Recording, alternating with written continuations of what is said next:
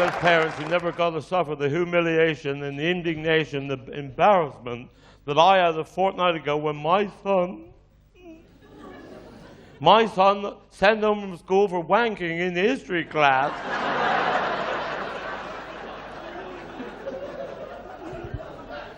When I got home, my missus said, I've had to send our boy to bed. He'd been wanking in the history class. And I've sent him to bed. I got a letter from a teacher, and she said, and you must go up and tell him off. And you know, as parents, sometimes you've got to tell the bugger straight at me. I walk in, I said, I got a letter from your teacher, you dirty little bastard you are. I said, you're wanking in history class, and if you keep wanking, you'll go bloody blind, because that's what happened to people that go wanking. They go bloody blind, and you'll go bloody blind. If you don't stop wanking, you'll go bloody blind. He said, I'm over here, Dad.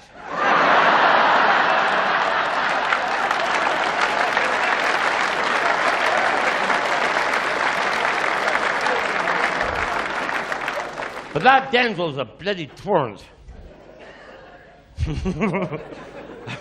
I don't suppose a lot of you know what a twernt is. Let me tell you what a twernt is, then you'll know what a stupid bugger Denzil is. Down where I come from, there's a little word we use down there is a twernt. I'll tell you what a twernt is. Now, we boys haven't got one. But you girls, you got a twernt each, and your twernt is that little bit of skin between your fanny and your ass. That's your twernt between your fanny and your ass. You posh people here in Weston-super-Mare probably call it Buffer Bridge or something like that. But down in Coleman, that little bit of skin between your fanny and your ass, we call that your twernt. Because if twernt there, your guts would fall out. That's why it's called a twernt, see? But I was telling you earlier, I'll get through this bit. I bet that one-armed piddler. I'll tell you this bloody story.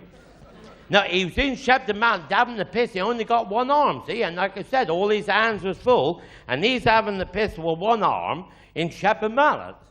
Is there anybody from Shepton Mallet? That's twin with Beirut now, isn't it? Shepton Mallet. And I'm going to show you what he's like. This is what the poor bugger was like. I show you what he's like. He only got one arm, and he's having the piddle, and I'll show you what he's like. This is what he's like, sir. I'll show you what he's like.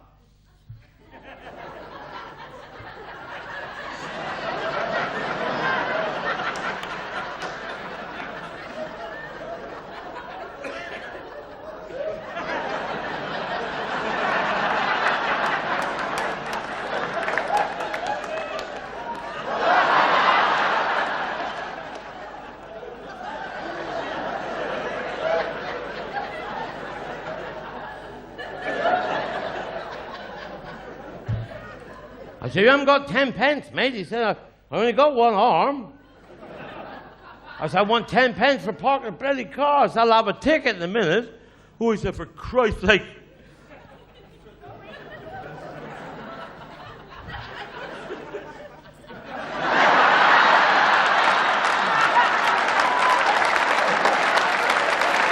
This is in Shepton Mallet,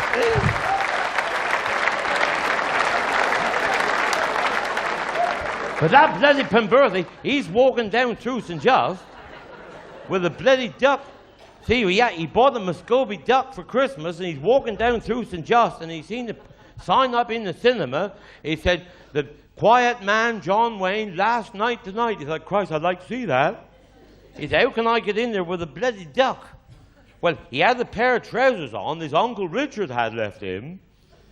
And the fly front starts just above your knees and come to your chest. You know the type of trousers. Well, he put this duck in on the bridge of his trousers, see? And he had to walk a bit funny. But you see a lot of people walking like that down St. Giles. Well, he went in the cinema and sat down, see? Well, everything was all right for about an hour, see? And then this bloody duck, see, got short of air. The poor bugger couldn't breathe, see? Because what Denzil forgot, he had his bike clips on, see? No draft. He said, well, I'll undo a couple of fly front buttons and let his head and neck stick out. And then he'll be able to breathe, but he won't be able to get away. Well, you know how bloody stupid a duck look. Well, there was a woman sitting next to him, and she went to her handbag to get a cigarette, see? She said to her boyfriend, this fella next to me got his chopper out. He said, I know that. He says, nothing unusual about that for the cinema. He said, so have I.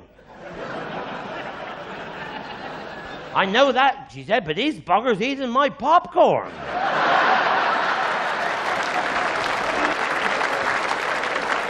But we got a black fella living in our village now. He's the blackest bugger you ever seen. He came in the pub last Friday night and he was sitting up to the bar. He's the blackest fella you ever seen. And he farted and filled the place with soot. But his missus, she went down, she's a great big black woman. She went down to the doctor. She said, I've damaged my elbow. He said, could you take your knickers off? She says, nothing doing me knickers, it's my elbow. He said, I know that, but I wouldn't look up your fanny.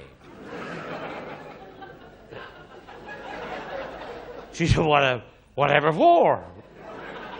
Well, he said, I just bought a black three-piece suite, and I wonder how we look with pink cushion.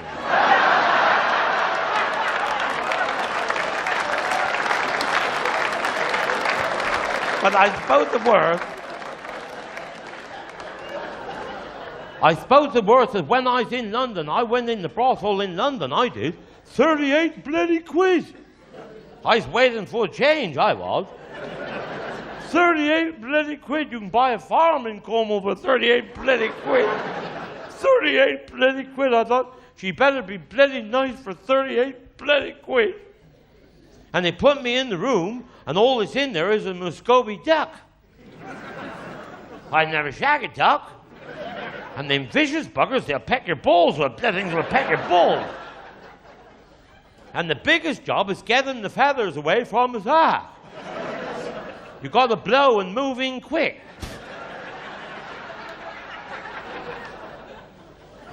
When I come out, the girl said, did you enjoy yourself? I said, no, I bloody never. 38 quid to shag a duck, and the bugger was lame on top of that. And I said, if I get in this street and find anybody called Donald, I'll smack him right in the bloody teeth. Well, me and Carson was up there last Wednesday. He said, Jethro, let's go in here. I said, I shouldn't go in there, Pete. I understand they're very expensive. Up to 38 quid, I've heard. He said, well, I'll pay. Well, we went in again, and this time there's about 50 men in the room looking through little holes in the wall. Well, I found a hole and looked through. Christ! There's a black man in there with a white woman on the snooker table. Christ! I said to the man next to me, I said, this is bloody good, isn't it? This is best ever I've seen, this is. He said, I come here a month ago, as a bloke you're shagging the duck then.